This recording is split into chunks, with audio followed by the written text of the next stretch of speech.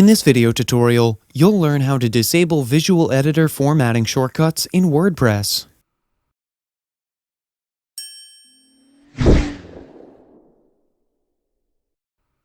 WordPress 4.3 came with a new feature called formatting shortcuts. It allows users to quickly add common text formatting without removing their hands from the keyboard and without writing any HTML. For example, when you type hashtag heading in the description, it converts into H2. Just like that, a single hashtag will convert to H1 and 3 hashtags will convert to H3. Now, as good as these shortcuts are, some users might find them distracting. So, if you want to disable the formatting shortcuts in WordPress, just follow a few simple steps. Back in your dashboard, go to Appearance, then click on the Theme Editor. On the right-hand side, under Theme Files, click on themefunctions.php.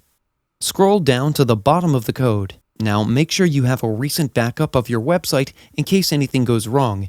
That way you can always just restore the backup. Now paste this piece of code here. I'll link it in the description below. Then click on Update File. Now, one thing to note, whenever you add a custom code on the parent theme, when the theme gets updated, your custom code will be removed. So, it's better to use a child theme and add the custom codes to the child theme instead of the parent theme. This way, you can retain the customization you make even when the theme is updated. Now, when I go back to the editor, I'll just reload the page.